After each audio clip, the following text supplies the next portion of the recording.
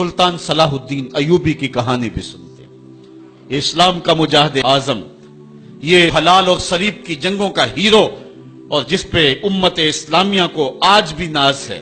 اس کے زمانے میں ریجینالڈ بدبخت ایک انگلستان کے شہزادے نے حاجیوں کے قافلے کو روک لیا اور ان کا سامان لوٹ لیا۔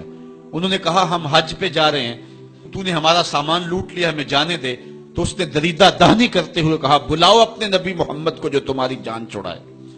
بس سلطان صلاح الدین ایوبی تک یہ بات پہنچی تو میں نے تاریخ میں پڑھا کہ وہ دانت پیستا تھا، اس کی آنکھوں میں خون اتر آیا اور اس میں کھڑے کھڑے قسم کھائی کہ جب تک اس ظالم کو کیفر کردار تک نہیں پہنچاؤں گا چین کی نیند نہیں سوؤں گا۔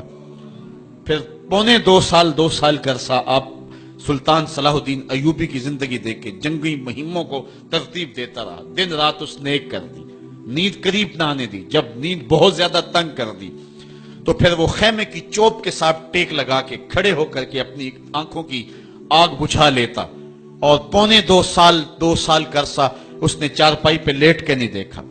پھر وہ لمحے آئے کہ اللہ نے اس کی مراد پوری کی۔ انگلستان کے شہزادے لائن میں کھڑے تھے، اس نے شاہ گاما کو اپنی کرسی دی اور ساتھ کہا ہم جس کو کرسی دیتے اسے امان دیتے ہیں۔ پھر اس نے اس کے جو نائٹس تھے ان کو آب خورے دیے، ان میں پانی دیا، کہا جس کو ہم پانی دیتے ہیں اس کو امان دیتے ہیں۔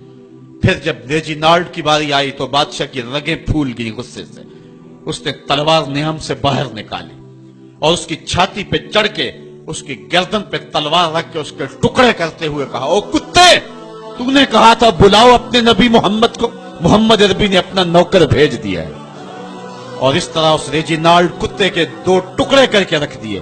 یہ ہماری تاریخ ہے، یہ روشن تاریخ ہے۔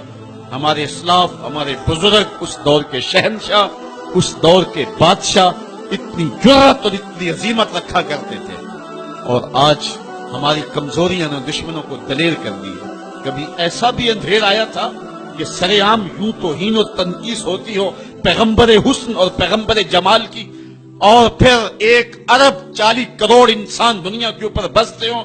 یہ بھی زمانے نے دن دیکھنے تھے۔ تو امت مسلمہ کی موت واقعہ ہو جائے اگر حضور علیہ السلام کی توہین باقی رہتی ہے۔ اس لیے امت کو پوری قوت کے ساتھ کھڑا ہونا ہے اور اپنے نبی علیہ السلام کی توہین کا بدلہ